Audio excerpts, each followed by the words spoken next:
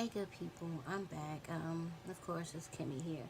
I wanted to do this video now. Please excuse me because I continue to look away. I'm actually reading some notes that I've taken down, and this video is called the difference between trying to differentiate the difference between lust and love. And again, here I'm taking notes myself.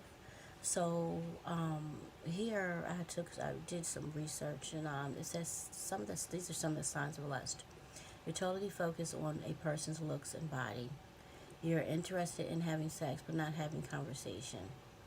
You'd rather keep the relationship on a fantasy level, not discuss real feelings. You want to leave soon after sex rather than cuddling or breakfast the next morning. You are lovers but not friends. Okay, those are supposed to be signs of lust. Signs of love. You want to spend quality time together other than sex. You get lost in conversation and forget about the hours passing. You want to honestly listen to each other's feelings, make each other happy. He or she motivates you to be a better person.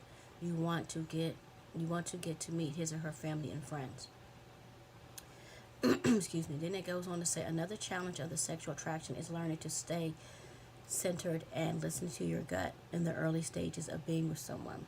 This isn't easy in the midst of hormones surging, but it's essential to make healthy relationship decisions. Here are some that help you keep your presence of mind when you're attracted to someone. This doesn't this needed this needn't pull the plug on passion, but it'll make you more aware so you don't go looking for trouble. This is so true. Signs of lust. You're totally focused on a person looks or body. You're interested in having sex but not having a conversation. But you know what though? Some of the stuff that I read about signs of lust, I've dated people who actually have thrown in some of these signs of love. And I think that's just because these are really good actors. These people that I've dealt with currently, previously, are really good actors. Again, you want to leave soon after sex. I've never, whatever. But then it goes to say you want to spend quality time. You get lost in conversation. Forget about the hours. He or she motivates you. You want to meet their family. The actors that I've dealt with actually have incorporated all of those things, but at the end result always proved that it just, I guess it wasn't sincere. So that's kind of like what I have to say about that.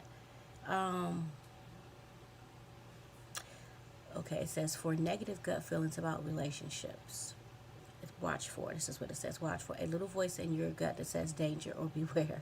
You have a sense of malice, discomfort, or feeling drained after you're together. Your attraction feels destructive or dark. You're uncomfortable with how this person is treating you, but you're afraid that if you mention it, it'll push him or her away. Anybody ever deal with anything like that? I've never had those intuitive, those negative gut feelings. A little voice says danger or beware. You have sense of malice, discomfort, or feeling drained after you're together. Your attraction feels destructive or dark. You're uncomfortable with how the person is treating you, but you're afraid if you mention it, you push them away. I think I've had those like previously in life, like dating a person, and I'm here lately because because I know my self-worth. And if I feel like someone is lusting over me or lusting for me, then I usually just keep it moving. So luckily, thankfully, I haven't had those warning signs. I have had the warning signs of some of the signs of lust that they've mentioned up here. Like just yesterday, Sunday, I had this young man who's been pressing me out. Oh my God, pressing me out. At least like 5 or 6 months. Oh, just call me. Ring my phone. I really like to talk to you. See where your mind is at. I think you're awesome, and cool businesswoman. We work in the same field. Give me a call. So I said, okay, I'll call this person. Because I've always been taught to never shy away from the person, because, everybody deserves the opportunity to, present themselves. And I'm a very, very, very, very business-minded person. So when I meet people who share the same ideas that I have, I, you know, tend to want to reach out. But I did have that good feeling. Soon as we get on the phone, here you go. Oh, you're so pretty. You're gorgeous. You're 43. I can't believe, you don't look 43. You're so voluptuous. You're this, you're that. Everything was just lustful and sexual, and it really pissed me off. And I'm just like, I should have went with my gut and just, kept it on it. You know, just social media, because this person is a Facebook friend of mine. Just kept it to social media. But I have a number that I use that is not, like a little text app number or something like that. So this person doesn't have my real number. But I was like really taken back from that. I was like, here we go with this crap. And then I tried to look at both sides. I was like, this person really doesn't know me to say, um, be deep with it. I'm the intellectual girl. I require intellectual stimulation. Not sexual stimulation, intellectual stimulation. What I mean by that is I love someone who is smart, someone who is educated, someone who we could talk for hours. It could be about politics, from nature, from politics, from fishing to camping. Just that, that deep conversation is so attractive to me, super duper important to me, and it's a major turn off when I get on the phone and automatically, you are so gorgeous. Oh God, you're this and you're that and this. My thing is not to be, stuck up or anything. I already know these things. Tell me something I don't know. I know that I'm a beautiful black woman. I don't even like. I'm a beautiful brown woman because I'm not black. I'm brown. I'm like a Hershey. Anyway, but tell me something I don't know. That is so super. It's like a big turn off. It's super annoying. Oh, you're so beautiful. You're this. You're this. You're so electric. That I already know all that. Tell me something I don't know. So, I'm a stickler on that. I will delete you. I will block you. I will block your number. I will not call you back because I don't like that. That's corny to me. You know what I'm saying? Intellectual stimulation. Intellectual stimulation is a major turn on to me. Honesty is a major turn on to me. Keeping it 100 is a main turn on to me. Being attentive, is a turn on to me. Not you telling me all these things about myself and my, whatever that I already know. It's, especially if I don't know you like that. It's one thing to be dating or in a, excuse me, in a relationship, and the person's like, oh, boo, you're just gorgeous. I'm just, infatuated about you. In a relationship or someone you've been dating for a while, but just to come off the top to start talking about stuff like that, boy, bye, girl, bye. Don't fall for that. It's just that's lust. Those are lustful situations, and no, So anyway, let's see if they have anything else in here that might be helpful to us. This information came from a person called Dr. Judith Orloff. She's a physical, emotional, and sexual wellness doctor. Judith Orloff, MD. I want to say she's located in New York. She's been on the CNN show. She's been on been in Oprah magazine, USA Today. Yeah.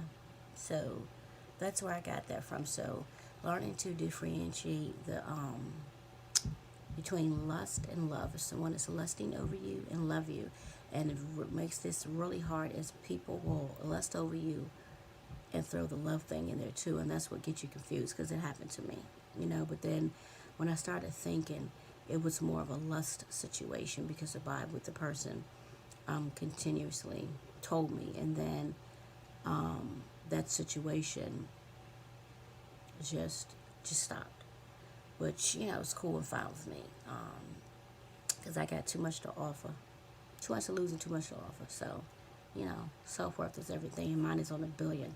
So, and I won't take anything less, and you shouldn't either. So that's about it.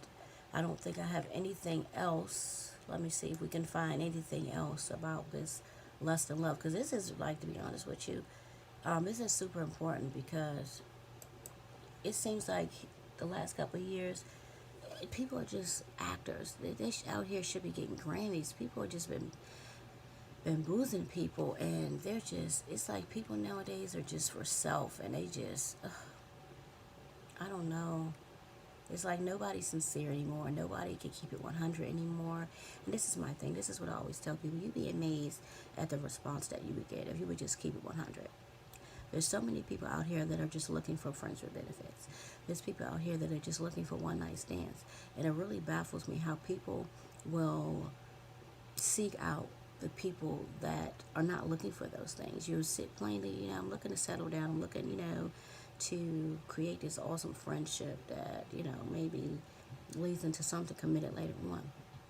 Those people have no way, no shape or form, any of that. That's not what they want. That's not what they're looking for. But yet they set out to find people that are looking for those things, and they end up breaking them and destroying them.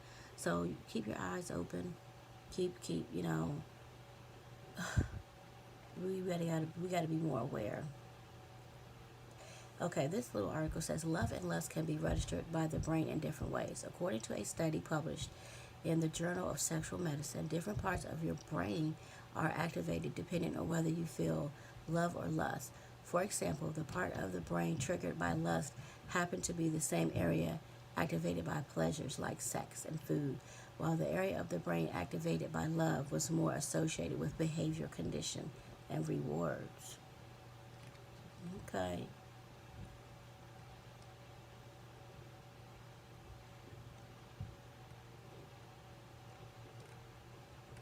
This is not a really good article, but I do like that they have both gay and straight couples in this article, which is super cool. I respect that. I think that's important. But yeah, that's about it. You guys, anybody dealing with the love or lust situation should definitely Google it. Google it or try to find out some information about it, because it will save you heartbreak in the end. So I'm signing out. I'll be back in a little while. Gonna go make some breakfast, go make some phone calls, work on some new designs, and I'll see you guys and gals in a little bit. And like I always say, always love yourself first. That way you can love someone else for real. Keep it 100, because your word is your bond, and that's all you have. So till next time, take care.